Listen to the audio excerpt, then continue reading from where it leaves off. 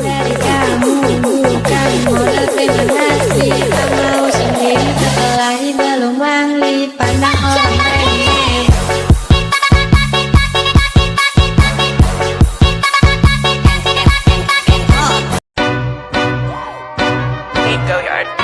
I got so much motherfucking design on right now. Break it down, bring it back, make it clap. I got 3 old thoughts, new block, wear that thing. Bitches on my line, and you know. Perkenalkan, nama saya Ari Wibowo, saya kelas 12 IPA. Di sini saya akan cerita teks sejarah pribadi. Di sisi lain, keluarga adalah sebuah unit kecil terkecil dari sebuah masyarakat. Keluarga merupakan fondasi utama bagi tegaknya sebuah peradaban. Siapa yang mengabaikan keluarga, dia akan mengabaikan masyarakat. Mereka rela mengorbankan raga, harta, bahkan nyawa hanya untuk memenuhi kebutuhan kita. Jujur saja, mungkin kita tak akan pernah bisa membalas kebaikan dan kasih sayang mereka, terutama dari ibu dan ayah. Jadi jangan pernah lupakan jasa-jasa mereka, terutama bagi ibu dan ayah, apalagi sampai menyakitinya. Cintailah mereka setulus hati, beri mereka perhatian karena mereka sudah menjadi sebuah tanggung jawab. Berikanlah apa yang bisa diberikan kepada mereka, walau hanya sekedar berkumpul bersama.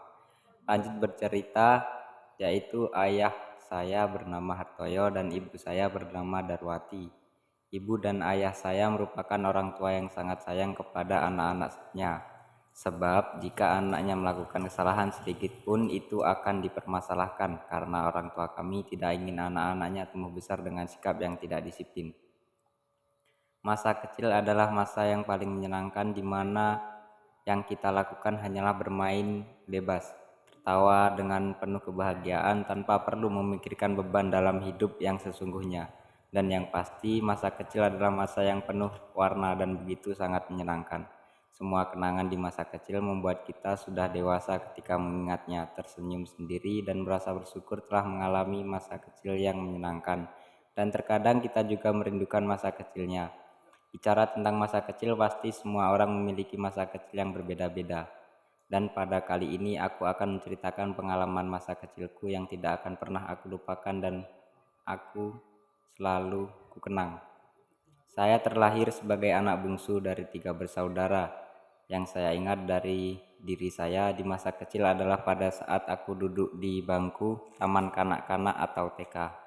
Usiaku saat itu masih 5 tahun. Aku sangat senang belajar dan mempunyai banyak teman.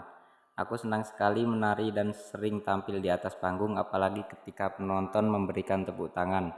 Itu membuatku semakin semangat. Aku selalu membawa makanan dan jajanan di tas ranselku.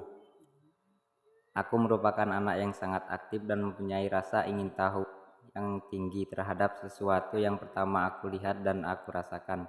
Di sisi lain juga, aku anak yang sangat penurut dan tidak pernah meminta dibelikan mainan atau barang lainnya sebelum aku menabung dan membelinya dengan uangku sendiri. Karena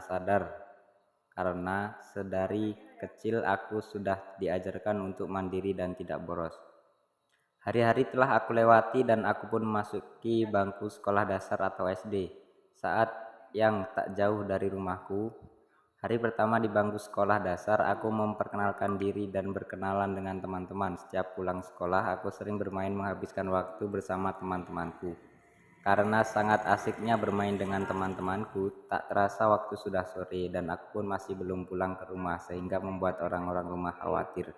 Setelah aku sampai di rumah, orang tuaku memarahiku karena aku membuat semua orang di rumah khawatir dan ibuku menasihatiku supaya tidak mengulangi kesalahanku yang sama. Meskipun begitu, besoknya aku masih tetap bermain sekaligus belajar bersama teman-temanku hingga hari-hari berikutnya.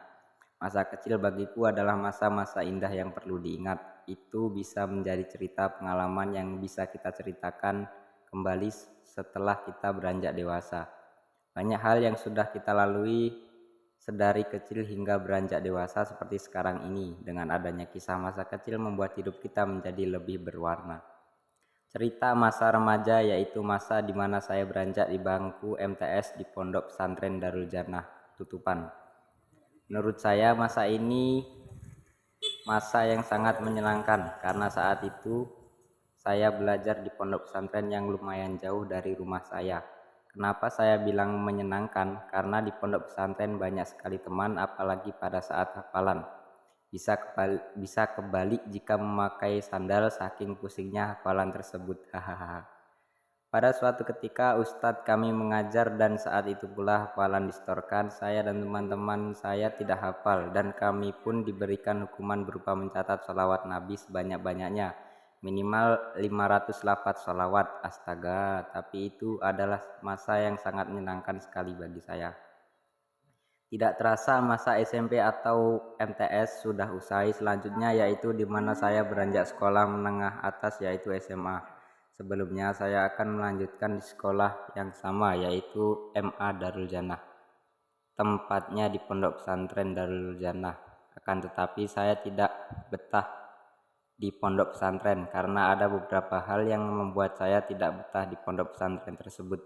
Akhirnya saya melanjutkan SMA di rumah saja.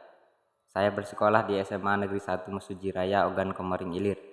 Saya sangat beruntung sekali bersekolah di SMA ini walaupun lumayan jauh jika pulang pergi dari rumah ke sekolah. Tapi saya sangat beruntung karena di SMA banyak sekali teman-teman yang setiap hari bisa bikin ketawa. Pada masa SMA saya merasa banyak hal yang harus dipikirkan. Kenapa? Karena masa ini adalah masa yang bisa dikatakan masa remaja atau beranjak dewasa. Oleh sebab itu masa tersebut bisa dikatakan masa yang sangat membingungkan akan masa depan. Tetapi mudah-mudahan Allah Subhanahu wa taala memberikan masa depan yang terbaik buat kita semua, khususnya saya, amin. Cita-cita dan harapan saya yaitu tidak lain adalah menjadi anak yang berbakti pada kedua orang tua, bisa menjadi anak yang berguna bagi nusa, bangsa, dan agama. Salah satu keinginan saya yaitu ingin memberangkatkan kedua orang tua pergi haji. Itu merupakan aminku yang sangat saya harapkan, dan cita-cita saya tidak lain lagi menjadi seorang yang bisa sukses tanpa merugikan orang lain. Salah satunya menjadi bos batu bara dan lain sebagainya. Kata-kata untuk saya yaitu ambillah resiko yang lebih besar dari apa yang dipikirkan orang lain aman. Berilah perhatian lebih dari apa yang orang lain pikir bijak, bermimpilah lebih dari apa yang orang lain pikir masuk akal. Claude T. Bissell. Saya akhiri, wassalamualaikum warahmatullahi wabarakatuh.